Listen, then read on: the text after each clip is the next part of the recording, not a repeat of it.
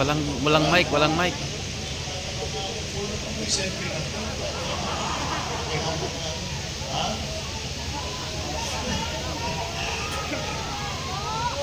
Kaya ayaw ko magpaselfie dahil tumanda na ako eh. Dahil gumili na lang ngayon yung mga dating picture na ito. Kumari, matapatak pa.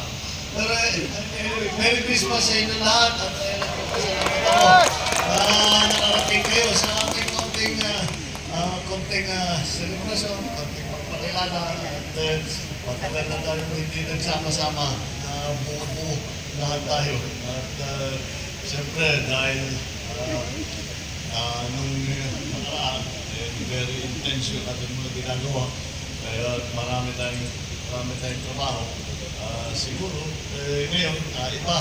Hindi na kampanya, hindi na eleksyon. Kaya nagbabago talaga yan. Kaya ipinilit namin na kahit paano na makipagkita sa inyo. Para naman, makapagpasalamat kami sa inyong tuloy-tuloy na pagsuporta sa amin, pamilya nato, sa administrasyon ko, at sa lahat ng ating mga ginagawa para tulungan ang taong bayan. Yan po lahat ang ating ang ilan naman ang ating layunin na makatulong. At kaya naman tayo nagkaisa, kaya naman tayo ay nagsama-sama dahil pareho ang lahat ng ating mga iisip kung paano pagandahin ang Pilipinas, kung paano pagandahin ang buhay ng bawat Pilipino. Kaya ang ating isiligaw noong kampanya, yan ang ating lagi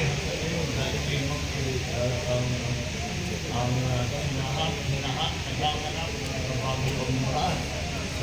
Kaya naman, kaya naging matibay ang ating pinagsamahan. Dahil hindi lamang dahil tayo magkakaibigan, kung hindi tayo ay sama-samang may isang paniniwala. At yan yung nakakaisa, sa pagkakaisa na yan, ay pagagandahin natin ang Pilipinas, pagagandahin natin ang buhay at ang mga pag-asa at ang mga kinabukasan ang ating mga minamahal na kababayan. Kaya kahit yan ngayon, ang ginagawa, nandito na tayo sa Malacanang at kailangan nga talaga magmapadalas kayo mga pagkain.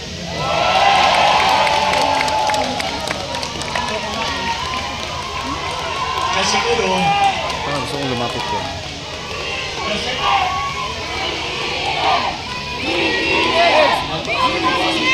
ang pananagutan ninyo, kayo naglagay sa akin dito. Kailangan lang dito kayo para tulungan ninyo ako.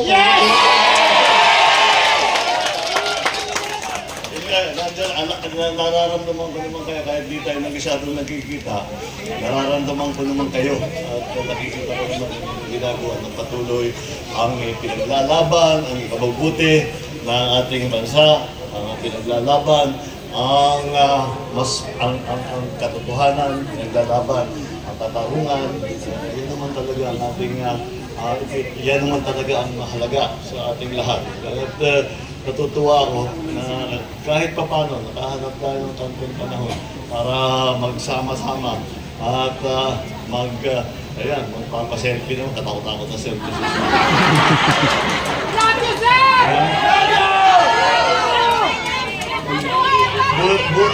Buti lang lang, nagpa-makeup ako naman. Anyway, andito rin si Lisa.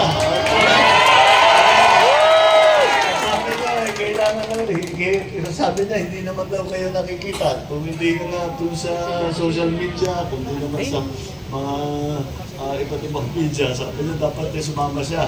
Namilit siyang sumama para sabi niya, makita ko naman, makilala ko naman itong tumutulong sa atin. First name, Elisa Ronaldo. Anyway, yun lang. Ako kagaya ng sabi ko, ito naman, parang salong-salo lamang para konting selebrasyon dahil Pasko na. Nakita niyo naman itong palasyo. Nakaready na ito para sa para sa mga kabataan, pag simbang gabi, binubuksan namin binubuksan namin ang palasyo. Pag simbang gabi na, bago pumunta ang tao sa simbahan, ng madaling araw, dito muna sila. At dito papakain tayo ng item, may ganting laruan para sa mga bata, para naman may maramdaman ng Pasko. Kaya pagka nandito kayo, bumisita tayo. At open house naman ang palasyo. Bumisita kayo, makakita naman kayo kung ano yung ating mga handa para sa ating mga kaibigan at sa mga nakakadalo dito sa palasyo. At very happy again. Very happy to be able to see. Yung iba sa inyo, tagal ko nang hindi nakita. Kayo, ako lang yung tumanda sa atin eh. Kayo hindi ko tumatanda, ako lang yung tumanda eh. Laging may sipon, laging may karamdaman. Pero kayo mga healthy, lalakas na mga katawan nyo. Mabuti na lang. At nandiyan kayo para ako at pagka medyo hapon-hapunan, nandun naman kayo para kayo ang papatuloy ng ating mga ginagawa.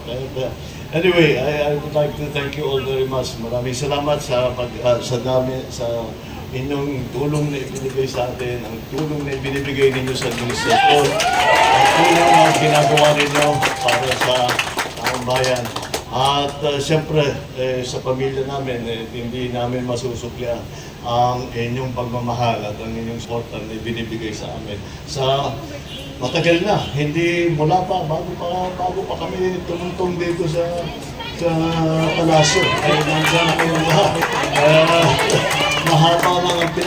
Mahaba na itong pinagsamahan natin. At mabuti naman, at ako'y lumalakas ang loob ko dahil nakikita ko na marami tayong magkasama, marami tayong parehong paniniwala, marami tayong nakatapang na nagsasalita at nagsusuporta at sumisigaw para sa kampihan ng ating Pilipinas. Maraming salamat sa inyo.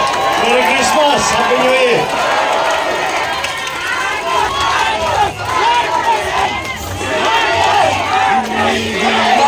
Salamat po, mahal na Pangulo. At sa tutulong ito pwede na ang group fee. Inaanyayahan po ang ating first couple, kasama po ang ating mga panauhin para po sa ating group photo.